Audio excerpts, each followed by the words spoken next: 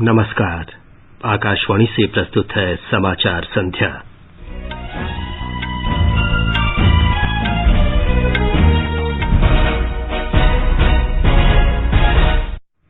बिहार विधानसभा चुनाव का तीसरा और अंतिम चरण शांतिपूर्वक संपन्न, 55% से अधिक मतदान। प्रधानमंत्री नरेंद्र मोदी ने आईआईटी स्नातकों से आत्मनिर्भर भारत के लिए आम लोगों की आकांक्षाओं को पहचानने को कहा। देश में पिछले 5 हफ्तों में कोविड से स्वस्थ होने वालों की दर नए मरीजों की औसत संख्या से अधिक रही। भारत ने पृथ्वी का अध्ययन करने में सक्षम उपग्रह EOS-1 को सफलतापूर्वक प्रक्षेपित किया।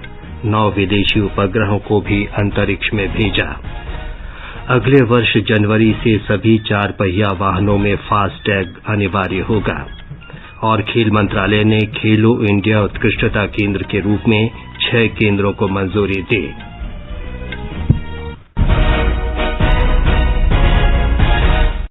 समाचार संध्या में नवीन सक्सेना के साथ मैं विमलेंदु पांडे।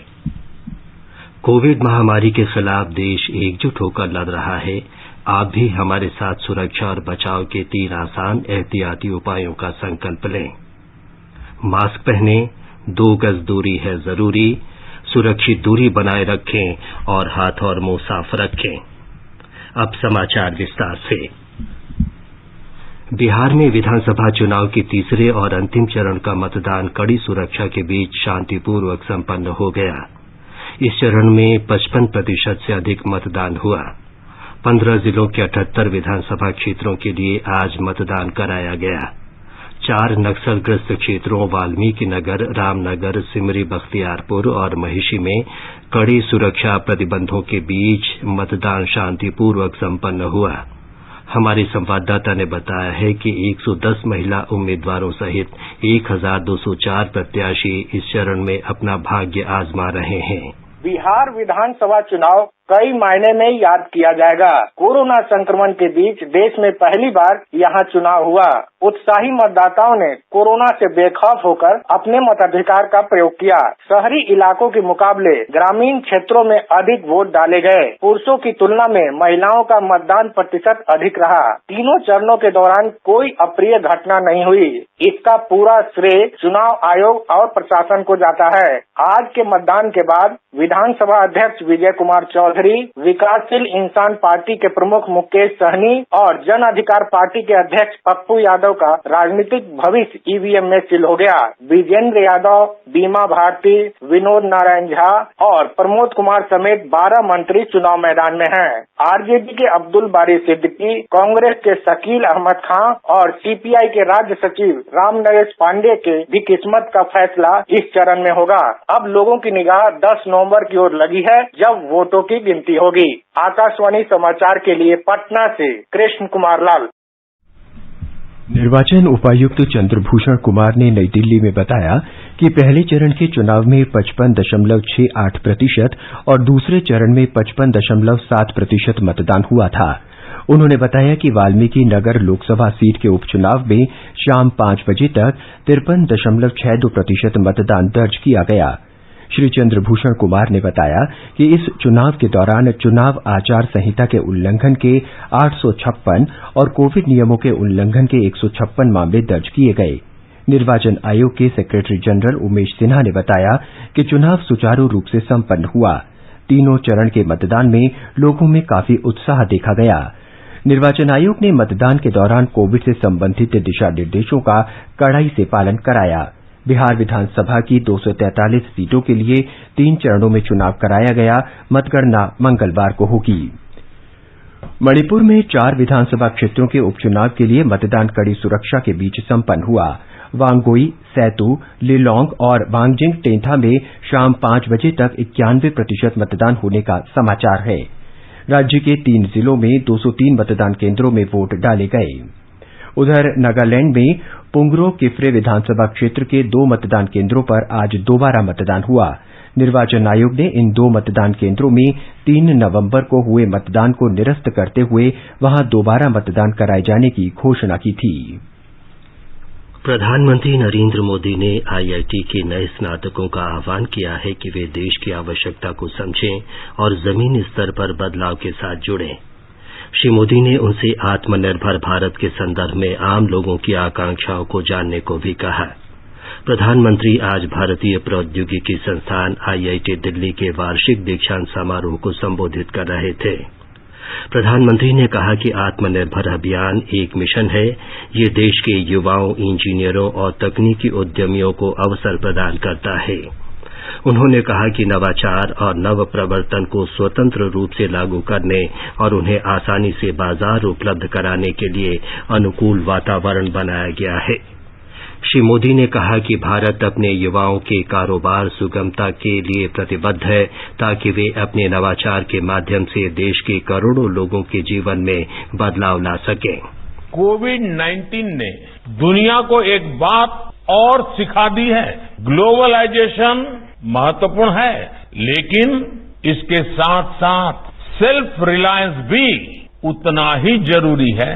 आत्मनिर्भर भारत अभियान आज देश के नौजवानों को, टेक्नोक्रेट्स को, टेक एंटरप्राइज लीडर्स को अनेक नई अपॉर्चुनिटीज देने का भी एक अहम अभियान है। उनके जो आइडियाज हैं, इनोवेशंस हैं, वो उनको फ्रीली इंप्लीमेंट कर सके, स्केल कर सके, मार्केट कर सके, इसके लिए आज सर्वाधिक अनुकूल वातावरण बनाया गया है।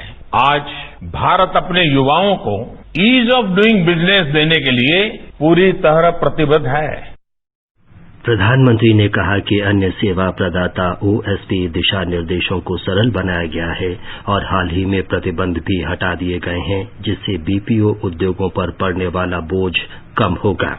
पहली बार एग्रीकल्चर सेक्टर में इनोवेशन और नए स्टार्टअप्स के लिए अनगिनत संभावनाएं बनी हैं। पहली बार स्पेस सेक्टर में प्राइवेट इन्वेस्टमेंट के रास्ते खुले हैं। 2 दिन पहले ही बीपीओ सेक्टर के ईज ऑफ डूइंग बिजनेस के लिए भी सरकार ने other services provider OSP guidelines को एकदम सिंप्लीफाई कर दिया है। इसके अलावा बैंक गारंटी सहित दूसरी अनेक जरूरतों से भी बीपीओ इंडस्ट्री को मुक्त किया गया है। प्रधानमंत्री ने यह भी कहा कि तकनीकी उद्योग को घर से या कहीं से भी काम करने जैसी सुविधाओं से रोकने वाले प्रावधानों को भी हटा दिया गया है। इससे देश का सूचना प्रौद्योगिकी क्षेत्र विश्व स्तर पर प्रतिस्पर्धी बनेगा और युवा प्रतिभाओं को अधिक अवसर मिलेंगे। भारत उन देशों में शामिल है जहां कंपनी कर सबसे कम है। श्री मोदी ने कहा कि स्टार्टअप इंडिया अभियान शुरू होने के बाद से भारत में स्टार्टअप की संख्या तेजी से बढ़ी है। स्टार्टअप इंडिया इस अभियान के बाद से भारत में 50,000 से भी ज्यादा स्टार्टअप शुरू हुए हैं। सरकार के प्रयासों का असर है कि पिछले 5 वर्षों में देश में पेटेंट की संख्या 4 गुना हो गई है। ट्रेडमार्क रजिस्ट्रेशन में भी 5 गुना वृद्धि दर्ज की गई है। इसमें भी फिनटेक के साथ साथ एग्रो, डिफेंस और मेडिकल सेक्टर से जुड़े स्टार्टअप अब तेजी से बढ़ रहे हैं। भारतीय अंतरिक्ष अनुसंधान संगठन इसरो ने आज पृथ्वी का अध्ययन करने में सक्षम उपग्रह EOS-1 को PSLV C-49 के जरिए सफलतापूर्वक प्रक्षेपित किया। इसके साथ 9 अन्य व्यावसायिक उपग्रह भी भेजे गए हैं। श्रीहरिकोटा के राष्ट्रीय अंतरिक्ष केंद्र के क्षेत्र में मौसम खराब होने के कारण प्रक्षेपण में 10 मिनट की देरी हुई। इसे दोपहर बाद 3:12 पर छोड़ा गया। इसरो के वैज्ञानिकों ने बताया कि प्रक्षेपण की पूरी प्रक्रिया सुचारू थी। इसरो प्रमुख डॉक्टर के सिवन ने इस सफल प्रक्षेपण पर वैज्ञानिकों, इंजीनियरों और टेक्नीशियनों को बधाई दी है और कहा है कि ये दीपावली से पहले का उत्सव है। Today, the PSLV C-49 successfully placed Earth observation satellite EOS-01 as well as 9 customer satellites precisely into the 575-kilometer orbit. Subsequent to this mission, the satellite started operating its own functions. The solar panel of the satellite also successfully deployed. प्रधानमंत्री नरेंद्र मोदी ने इस mission के सफलतापूर्वक प्रक्षेपण पर इसरो और अंतरिक्ष उद्योग को बधाई दी है।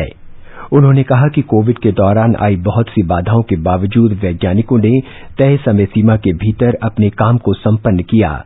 श्री मोदी ने बताया कि अमेरिका और लग्जमबर्ग के 4 तथा लिथुआनिया के 1 उपग्रह सहित 9 विदेशी उपग्रहों को इस मिशन के तहत प्रक्षेपित किया गया।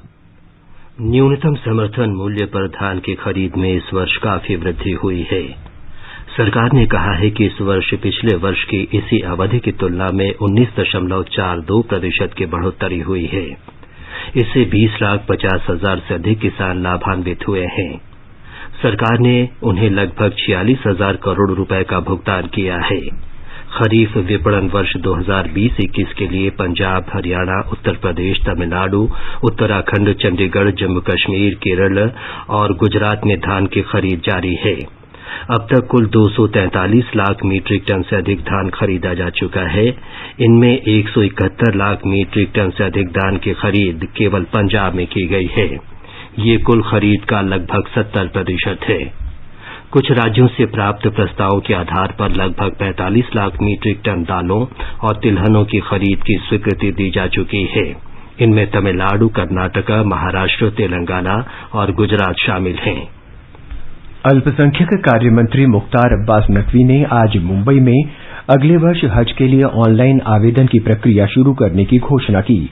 कोरोना महामारी को देखते हुए हज के दौरान भारत और सऊदी अरब में यात्रियों के ठहरने, आने जाने, स्वास्थ्य तथा अन्य सुविधाओं के बारे में इस बार कई महत्वपूर्ण परिवर्तन किए गए हैं। श्री नकवी ने कहा कि हज के दौरान कोरोना महामारी से संबंधित राष्ट्रीय और अंतर्राष्ट्रीय दिशा निर्देशों का कड़ाई से पालन कराया जाएगा। हज के लिए आवेदन करने की अंतिम तिथि इस वर्ष 10 दिसंबर है।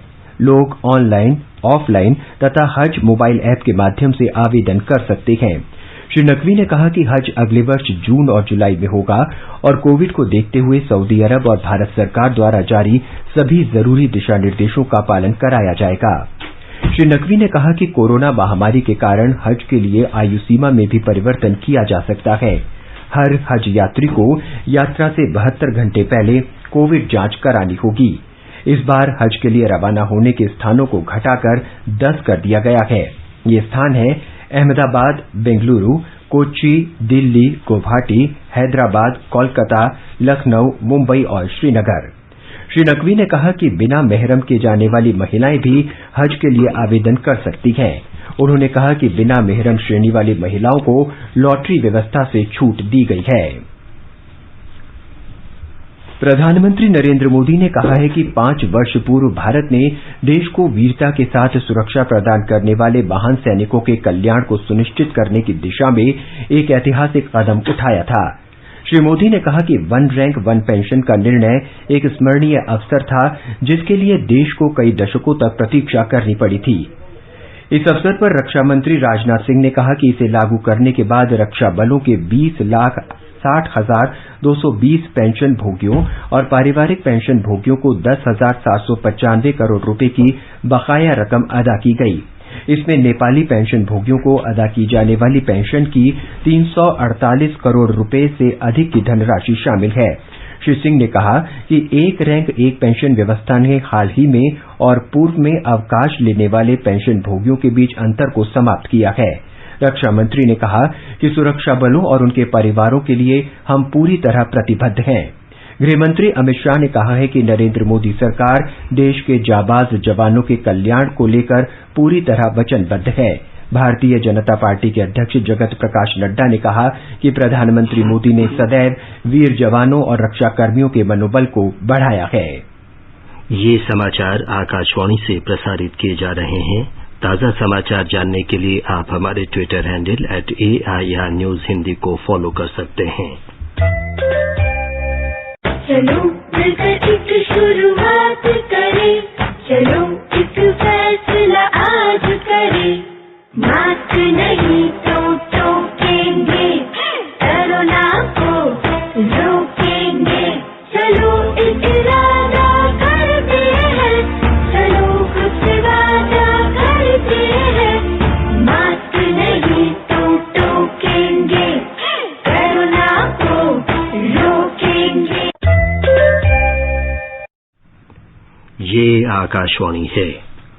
आगे बढ़ने से पहले मुख्य समाचारों पर एक नजर। बिहार विधानसभा चुनाव का तीसरा और अंतिम चरण शांतिपूर्वक संपन्न, 55% से अधिक मतदान। प्रधानमंत्री नरेंद्र मोदी ने IIT स्नातकों से आत्मनिर्भर भारत के लिए आम लोगों की आकांक्षाओं को पहचानने को कहा। देश में पिछले 5 हफ्तों में कोविड से स्वस्थ होने वालों की दर नए मरीजों की औसत संख्या से अधिक रही। भारत ने पृथ्वी का अध्ययन करने में सक्षम उपग्रह EOS-1 को सफलतापूर्वक प्रक्षेपित किया। 9 विदेशी उपग्रहों को भी अंतरिक्ष में भेजा। अगले वर्ष जनवरी से सभी 4 पहिया वाहनों में फास्टैग अनिवार्य होगा। और खेल मंत्रालय ने खेलो इंडिया उत्कृष्टता केंद्र के रूप में 6 केंद्रों को मंजूरी दी। देश में कोविड-19 से स्वस्थ होने की दर 92% से अधिक हो गई है। पिछले 24 घंटों के दौरान 53,000 से अधिक कोविड रोगी स्वस्थ हुए हैं। स्वास्थ्य मंत्रालय ने बताया है कि लगातार पिछले 5 हफ्तों से संक्रमण के नए मरीजों की संख्या में कमी आ रही है। अक्टूबर के पहले सप्ताह के प्रतिदिन 73,000 मामले मिलने की तुलना में अब यह संख्या घटकर प्रतिदिन 46,000 तक आ गई है। कोविड से स्वस्थ होने वाले लोगों की संख्या 78 लाख से अधिक हो गई है। स्वस्थ होने वाले लोगों की संख्या में लगातार बढ़ोतरी से मौजूदा संक्रमित लोगों की संख्या 5,16,000 ही रह गई है।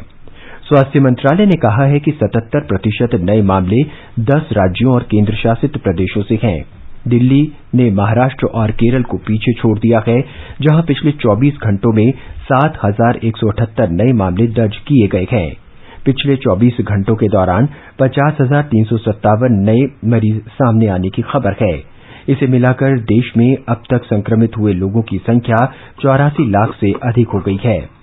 फिलहाल पूरे देश में मृतकों की दर 1.48% है। पिछले 24 घंटों के दौरान 577 लोगों की मृत्यु हुई है। इसे मिलाकर देश में कोरोना से अब तक 1,25,562 लोगों की मृत्यु हो चुकी है।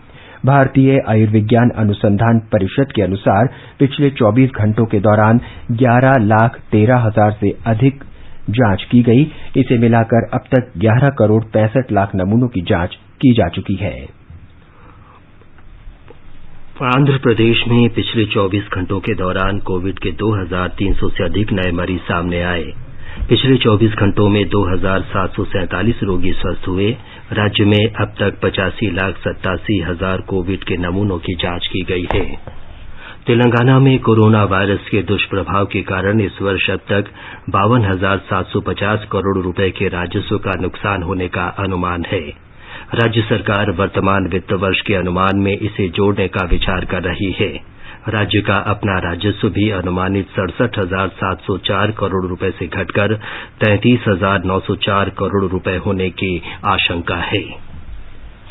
आकाशवाणी का समाचार सेवा प्रभाग आज अपने फोन इन कार्यक्रम में हिंदी और अंग्रेजी में कोविड पर विशेष परिचर्चा प्रसारित करेगा।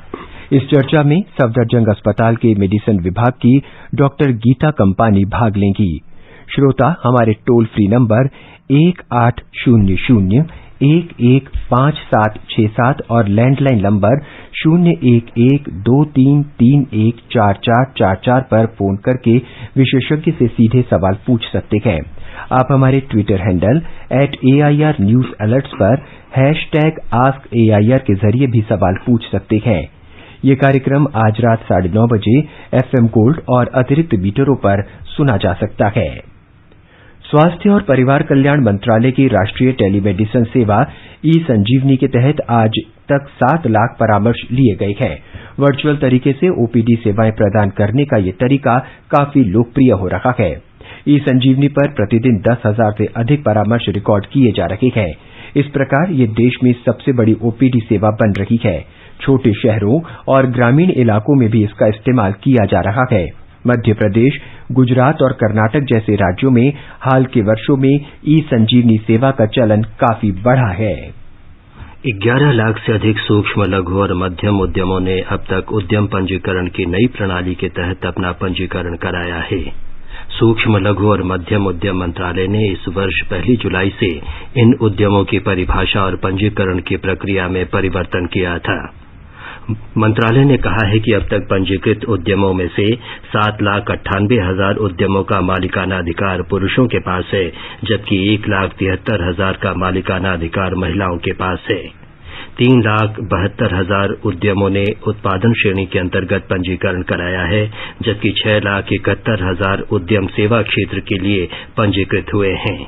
11,000 से अधिक उद्यमों का मालिकाना अधिकार दिव्यांगजनों के पास है। रेल मंत्री पीयूष गोयल ने पंजाब सरकार से आग्रह किया है कि वो रेल व्यवस्था को पूरी सुरक्षा सुनिश्चित करे। उन्होंने कहा कि पंजाब जाने वाली और पंजाब से होकर गुजरने वाली सभी मालगाड़ियों और यात्री गाड़ियों के सुचारू संचालन की व्यवस्था की जानी चाहिए। श्री गोयल ने कहा कि रेलगाड़ियों के आवागमन के लिए सभी मार्गों और स्टेशनों तथा रेलवे संपत्तियों की सुरक्षा भी जरूरी है। श्री गोयल ने कहा कि पंजाब के लोग छठ पूजा, दीपावली और गुरु पर्व जैसे त्योहारों के लिए अपने अपने क्षेत्रों में जाने के इच्छुक हैं। पाकिस्तान की ओर से आज दूसरी बार संघर्ष विराम का उल्लंघन करते हुए जम्मू कश्मीर के पुंछ जिले में ढेगवार सेक्टर में नियंत्रण रेखा के समीप अकारण गोलीबारी की गई। रक्षा विभाग के जनसंपर्क अधिकारी कर्नल रविंदर आनंद ने बताया कि आज शाम 5:45 बजे पाकिस्तानी सेना ने छोटे हथियारों से गोलीबारी की और मोर्टार दागे। सतर्क भारतीय सेना की ओर से इस दुस्साहस का मुंहतोड़ जवाब दिया जा रहा है। अब तक किसी के जानमाल के नुकसान की खबर नहीं है। इससे पहले पाकिस्तानी सेना ने संघर्ष विराम का उल्लंघन करते हुए आज तड़के पुंछ जिले के मनकोट सेक्टर में अकारण गोलीबारी की थी। इस वर्ष पाकिस्तान की सेना और पाकिस्तानी रेंजरों की ओर से जम्मू कश्मीर में नियंत्रण रेखा तथा अंतर्राष्ट्रीय सीमा पर 1931 बार संघर्ष विराम का उल्लंघन किया जा चुका है। केंद्र शासित प्रदेश जम्मू कश्मीर में People's Alliance for Gupkar Declaration PAGD ने आज जम्मू में अपनी पहली बैठक में आगामी जिला विकास परिषद के चुनावों को मिलकर लड़ने का सर्वसम्मत फैसला किया है। इसके प्रवक्ता सज्जाद गनी लोन ने पत्रकारों को बताया कि सभी नए प्रशासनिक कानूनों और व्यवस्थाओं को ध्यान में रखा जाएगा। अलायंस के अध्यक्ष डॉक्टर फारूक अब्दुल्ला चुनाव प्रत्याशियों के नामों की घोषणा करेंगे। मुख्य सूचना आयुक्त यशवर्धन कुमार सिन्हा ने आज 3 सूचना आयुक्तों को पद की शपथ दिलाई। इनमें हीरालाल समारिया, सरोज पुन्हानी और उदय माहुरकर शामिल हैं।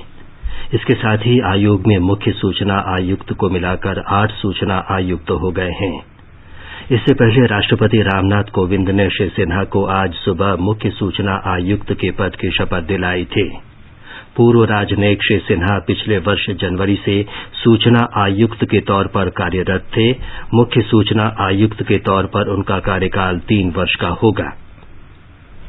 ये समाचार हमारी वेबसाइट newsonair.com/hindi और हमारे mobile app news on AIR पर भी उपलब्ध हैं।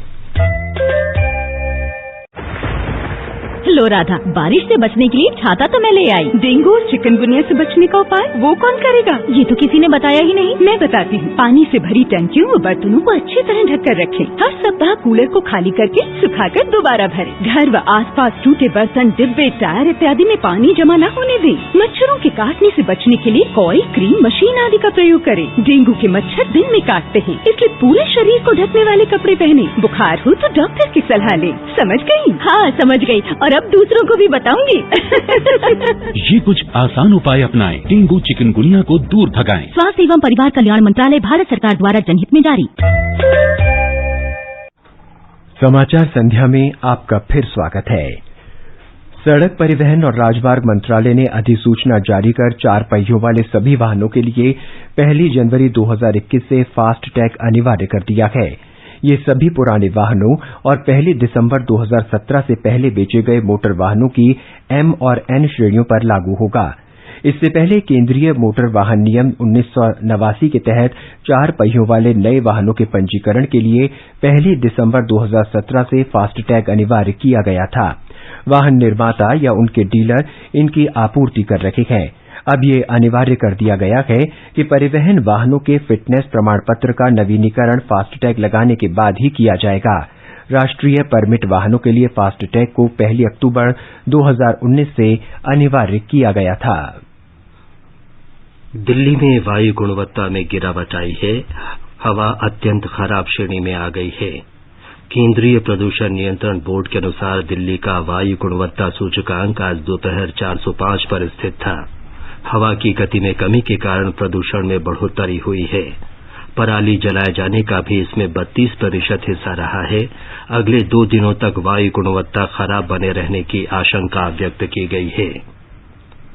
उत्तर प्रदेश सरकार ने राज्य के कई हिस्सों में पराली नहीं जलाने के बारे में जागरूकता अभियान चलाया है।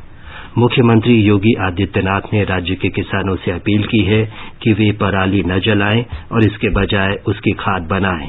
ब्यौरा हमारी संवाददाता से। प्रदेश के कई शहरों में लगातार बढ़ते स्मॉग और खराब होती वायु गुणवत्ता के मद्देनजर सरकार ने किसानों के लिए जागरूकता अभियान शुरू किया है और उनसे अपील की जा रही है कि वो खेतों में पड़ी अपनी फसलों के अवशेष यानी पराली को न जलाएं। अपर मुख्य सचिव कृषि देवेश चतुर्वेदी ने अधिकारियों को निर्देश दिए हैं कि एनसीसी, एनएसएस के कैडेटों और भारत स्काउट्स एंड गाइड्स के स्वयंसेवकों की मदद जागरूकता अभियान में ली जाए और किसानों को जागरूक करते हुए उन्हें फसलों के अवशेष को जलाने के नुकसान के बारे में जानकारी दी जाए। प्रशासन पराली जलाने वाले किसानों के खिलाफ लगातार कार्रवाई भी कर रहा है। मुख्यमंत्री योगी आदित्यनाथ ने अधिकारियों को साफ निर्देश दिए हैं कि प्रतिबंधित पराली को जलाने वाले किसानों के खिलाफ की जा रही कार्रवाई के दौरान उनसे बिल्कुल भी दुर्व्यवहार न किया जाए। सुशील चंद्र तिवारी, आकाशवाणी समाचार, लखनऊ। प्रधानमंत्री नरेंद्र मोदी सोमवार को वाराणसी में कई विकास परियोजनाओं का वीडियो कॉन्फ्रेंस के माध्यम से उद्घाटन और शिलान्यास करेंगे। इन परियोजनाओं की कुल लागत लगभग 614 करोड़ रुपए है। प्रधानमंत्री इन परियोजनाओं के लाभार्थियों के साथ बातचीत भी करेंगे।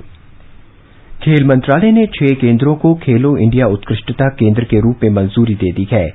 मंत्रालय ने इन केंद्रों के विकास के लिए चालू वित्त वर्ष के दौरान 67 करोड़ रुपए से अधिक की मंजूरी भी दी है। ये वित्तीय सहायता अगले 4 वर्षों तक जारी रहेगी, जिससे कि देश में ओलंपिक को ध्यान में रखकर प्रतिभाओं को तराशा जा सके। इन केंद्रों में असम का राज्य खेल अकादमी, मेघालय का जेएनएस परिसर, सिक्किम का पल्जोर स्टेडियम, दमन एवं दीव का नया खेल परिसर, मध्य प्रदेश का एमपी राज्य अकादमी, महाराष्ट्र का श्री शिव छत्रपति खेल परिसर शामिल हैं। खेल मंत्री किरण रिजिजू ने कहा कि 2028 ओलंपिक में भारत को शीर्ष 10 पदक जीतने वाले देशों में से एक बनाने के सरकार के दृष्टिकोण को साकार करने की दिशा में ये एक कदम है। महिला 2020 चैलेंज में शारजाह में सुपरनोवाज ने ट्रेल ब्लेजर्स के साथ ताजा समाचार मिलने तक 12 ओवर में 1 विकेट पर 89 रन बना लिए थे। सुपरनोवाज ने टॉस जीतकर बल्लेबाजी करने का फैसला किया। दोनों ही टीमें इस मैच को जीतकर फाइनल में स्थान पक्का करना चाहेंगी।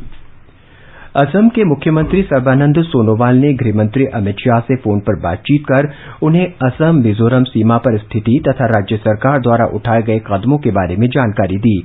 उन्होंने गृहमंत्री से सीमावर्ती क्षेत्रों में शांति और सद्भाव बनाए रखने के लिए केंद्र से आवश्यक कदम उठाने का अनुरोध किया। अमेरिका में डेमोक्रेटिक पार्टी उम्मीदवार जो बाइडेन 46वें राष्ट्रपति का चुनाव जीतने के करीब हैं।